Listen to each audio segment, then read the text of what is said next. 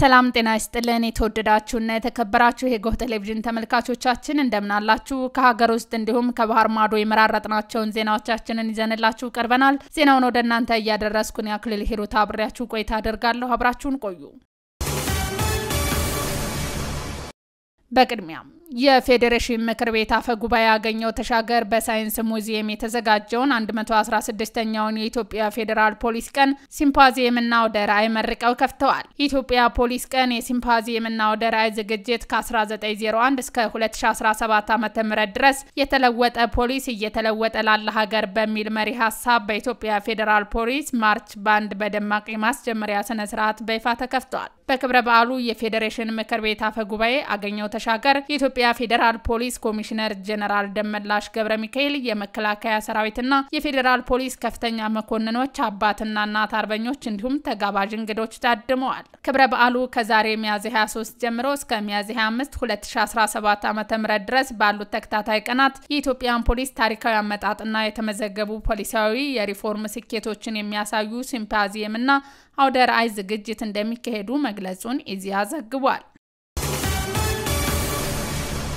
ለሀገር ውስጥ የሥራ ስምሪት ከ2.9 ሚሊዮን በላይ እንዲሁም ለውጭ ሀገር የሥራ ስምሪት ከ428 ሺህ በላይ ሰልጣኞች በአጠቃላይ 3.4 ሚሊዮን በላይ ሰዎች ወደ ስራ የሚያስገባቸውን የቴክኒክና ሙያ ስልጠና ወስደው ለስራ ዝግጁ መሆናቸውን የሥራና ክህሎት ሚኒስቴር አስታውቋል። በሚኒስቴሩ የቴክኒክና ሙያ ስልጠና ዘርፍ የስልጠናና አቅም ግንባታ መሪ ስራ አስፈጻሚ ሙሂዲን አምባሞጋ የቴክኒክና ሙያ ስልጠና ዘርፍ ዓላማ ዜጎችን በተለያዩ የሙያ ዘርፎች ብቁ አድርጎ የሙያ ባለቤት ማድረግ ነው ያሉ ሲሆን የቴክኒክና ሙያ ስልጠና ዘርፍ ዓላማ ዜጎችን በተለያዩ የሙያ ዘርፎች ብቁ አድርጎ የሙያ ባለቤት ማድረግ ነው ያሉ ሲሆን ስልጠናው ዕውቀትና ክህሎት ያላቸው ዜጎች የማፍራት ተልዕኮ አንዱ ተግባር መሆኑን ተናግረዋል። በዚህም በኢትዮጵያ የሚሰጡ የቴክኒክና ሙያ ስልጠናዎች 70% የተግባርና 30% የንድፈ ሐሳብ እንዲሆን በተቀመጠው መመሪያ መሰረት ሰልጣኞች በዕውቀትና በክህሎት ብቁ ሆነው ወደ ስራ እንዲገቡ ለማስቻል የተለያዩ ስራዎች እንደሚሰሩ ተናግረዋል። አሁን ያለንበት ወቅት ከመንግስቴውም በላይ የቴክኖሎጂ ዘመን በመሆኑ የቴክኒክና ሙያ የትምህርት ዘርፍ ጊዜውን መሰረት ያደረገ ስልጠናን ለመስጠት እንደሚጠበቅበት ያነሱም ሲሆን ዘርፉ ለዜጎች ምቹና አስተማማኝ የስራ ዕድል ለመፍጠር እያገዘ ያለ የስልጠና ዘርፍ ነው ብለዋል። በቴክኒክና ሙያ ዘርፍ የሚሰማሩ 642 የመንግስትና 725 የግል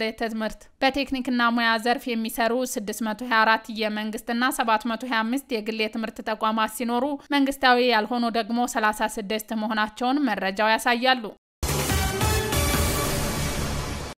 ለዝርዝር ወደ ያዝናቸው ዜናዎቻችን ስናልፍ ከኢትዮጵያ ወሳኝ የቱሪዝም መዳረሻዎች አንዱ በሆነው ሶፍ ዑመር ዋሻ ላይ ይነሱ የነበሩ የመሰረታዊ አገልግሎት ችግር እየተቀረፈ መሆኑን የባሌ ዞን የባህልና ቱሪዝም ጽሕፈት ቤት አስታውቋል። ከዞኑ የባህልና ቱሪዝም ጽሕፈት ቤት የቱሪዝም ባለሙያ ከዞኑ ዋና ከተማ ሮቤ እስከ ሶፍ ዑመር ዋሻ ድረስ የአስፋልት መንገድ እየተሰራ መሆኑን አንስተው ግንባታው ሙሉ በሙሉ በቀጣይ ዓመት ተጠናቆ ክፍት እንደሚሆን አስረድተዋል።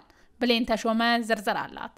ከኢትዮጵያ ወሳኝ የቱሪዝም መዳረሻዎች አንዱ በሆነው ሶፍ ዑመር ዋሻ ላይ ይነሱ የነበሩ የመሰረታዊ አገልግሎት ችግሮች እየተቀረፉ መሆኑን የባሌ ዞን የባህልና ቱሪዝም ጽሕፈት ቤት ገልጿል። በባሌ ዞን የሚገኘው የሶፍ ዑመር ዋሻ በፊት የመንገድ መሰረተ ልማት ችግር፣ የማደሪያና የመመገቢያ ስፍራ በአካባቢው አለመኖሩ የቱሪዝም እንቅስቃሴው ላይ ፈተና የደቀነ እንደነበር ያነሱት የዞኑ የባህልና ቱሪዝም ጽሕፈት ቤት የቱሪዝም ባለሙያ ሽብሩ አብዶ አሁን ላይ ችግሩ እየተቀረፈ መሆኑን ገልጸዋል። ከዞኑ ዋና ከተማ ሮቤ እስከ ሶፍ ዑመር ዋሻ ድረስ የአስፋልት መንገድ እየተሰራ መሆኑን አንስተው ግንባታው ሙሉ በሙሉ በቀጣይ ዓመት ተጠናቆ ክፍት እንደሚሆን አስረድተዋል። በሌላ በኩል የማደሪያና የመመገቢያ ቦታ ችግርን ለመፍታት የተለያዩ ሎጆች እየተገነቡ እንደሆነ ጠቁመዋል።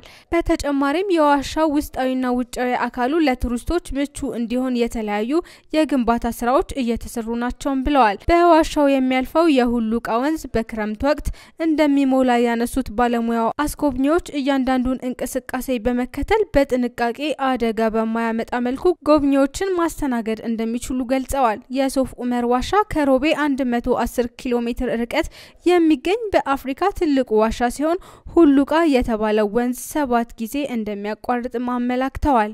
የሚኒስትሮች ምክር ቤት የውጭ ዜጎችን የማይንቀሳቀስ ንብረት ባለቤት እንዲሆን የሚያስችለውን ረቂቅ አዋጅ ወደ ፓርላማ አስተላለፈ። የሚኒስትሮች ምክር ቤት በዛሬው ዕለት ባካሄደው 44ኛ መደበኛ ስብሰባው የውጭ ዜጎች የማይንቀሳቀስ ንብረት ባለቤት ወይንም ባለይዞታ የሚሆንበትን አግባብ ለመደንገግ የወጣው ረቂቅ አዋጅ ወደ ሕዝብ ተወካዮች ምክር ቤት እንዲተላለፍ በሙሉ ድምጽ ወስኗል። ቁም ነገር ሽፈራው ዝርዝር አላት። ረቂቅ አዋጁ የዜጎችን የመሬት ይዞታ የማግኘትና የመጠቀም መብት በማያጣብብ መልኩ ለውጭ ዜጎች ህጋዊ አሰራር የሚዘረጋ መሆኑ ተመላክቷል። ይህም የውጭ ካፒታል በኢትዮጵያ ስራ ላይ እንዲውሉ ለማበረታታት፣ የቤት ልማትና ተደራሽነትን ይበልጥ ለማነቃቃት፣ የመኖሪያ ቤት ፍላጎትና አቅርቦት ሚዛን ለማስጠበቅና ለዜጎች የስራ ዕድል ለመፍጠር ትልቅ ጠቀሜታ እንደሚኖረው ተገልጿል። ምክር ቤቱም በረቂቅ አዋጁ ላይ በስፋት ከተወያየ በኋላ ወደ ህዝብ ተወካዮች ምክር ቤት እንዲተላለፍ በሙሉ ድምጽ ወስኗል። በሌላ በኩል ምክር ቤቱ ከጣሊያን ሪፐብሊክ መንግስትና ከዓለም አቀፍ የልማት ማህበር ጋር በተፈራረሙ ሁለት የፋይናንስ ድጋፍ ስምምነቶች ላይ ተወያይቷል። ከጣሊያን ሪፐብሊክ መንግስት የተገኘው 11500 ዩሮ ለአካባቢና ለአረንጓዴ ልማት ኢኮኖሚ የበጀት ድጋፍ ፕሮግራም ማስፈጸሚያ የሚውል ሲሆን የ16 ዓመት የችሮታ ጊዜን ጨምሮ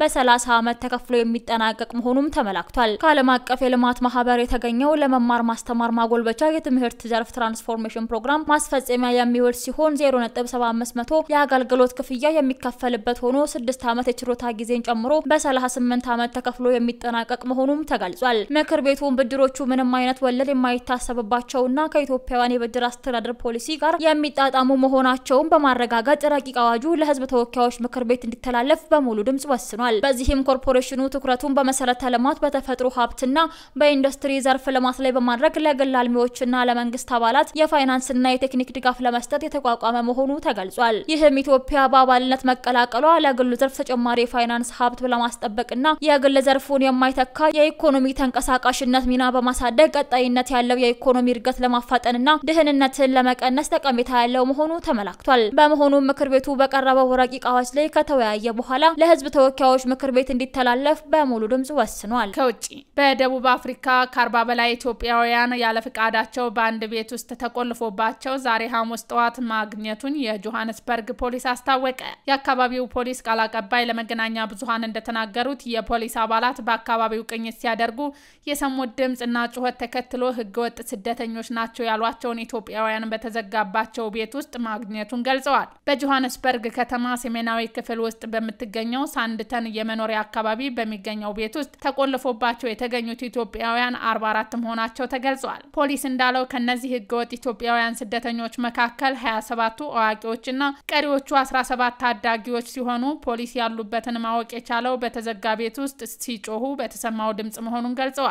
ነገር ግን ከመካከላቸው እንግሊዘኛም ሆነ የአገሬው ቋንቋ የሚናገር ባለመኖሩ አስተርጓሚ ተፈልጎ ዝርዝር መረጃ እስከሚገኝ ድረስ በተገኙበት ቤት ውስጥ እንዴት እንደገቡና ምን እንዳጋጠማቸው ለጊዜው ፖሊስ ለማወቅ እንዳልቻለ የፖሊስ ቃል አቀባይ ማቬላ ማሳንዶ ተናግረዋል። ውድ ተመልካቾቻችን ለዛሬ ያዘጋጀንላችሁ ዜናዎቻችን እነዚህን ይመስሉ ነበር። አብራችሁን ስለነበራችሁ ከልብ እናመሰግናለን። በያላችሁበት ሰላም